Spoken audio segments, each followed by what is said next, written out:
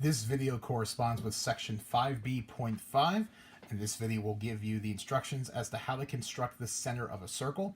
These examples can be found on page 8 of your note packet.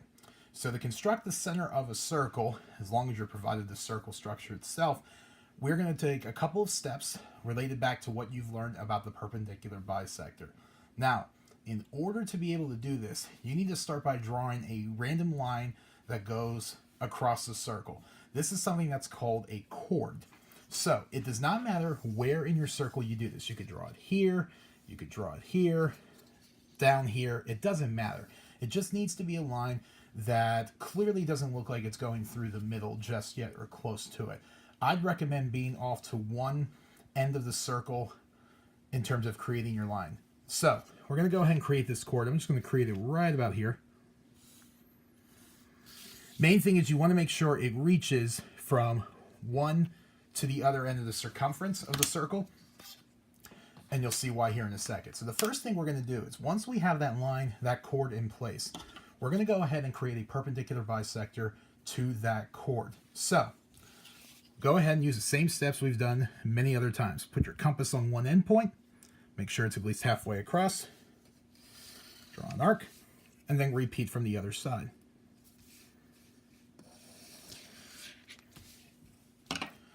Once you have this drawn, go ahead and draw a line that's going to go from the one intersecting point of the arcs through the other. And you want to make sure it goes at least to the other end of the circumference of the circle. Again, try to line this up as accurately as you can. And you have yourself that perpendicular bisector. Now, this line, since it's perpendicular to the chord, this line actually functions as the diameter of the circle. And the diameter, as you may know already, takes a circle, slices it into two equal pieces. What we are going to do from here is we are going to take our diameter. We're going to treat this as a new line, and we're only going to focus on what's in between the two ends of the circle. We're going to focus on this and make a perpendicular bisector to this diameter. Once we do that, that'll tell us where our center point is. So again, we are only focusing from here to here. Get your compass. Put it on one end of the diameter. Again, make sure it's at least halfway wide, your compass. Draw one arc, flip it to the other side. Do the same thing. You should have two arcs that cross. Then we're going to go ahead and put in our final line. Again, going through where the two arcs crossed each other.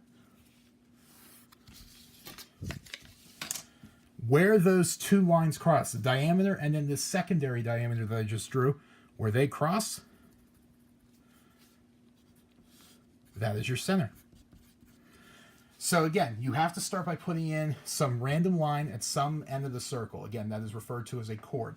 My suggestion again, make sure it's closer to one end of the circle than it is the center, because then when you start trying to draw in your diameters, you don't have two lines that are almost right up against each other and making it visually confusing. But you're going to start with your chord, find the perpendicular bisector of that. That's going to create one diameter.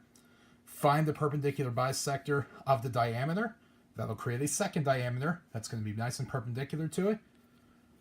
Where they cross, that's going to be the center of your circle.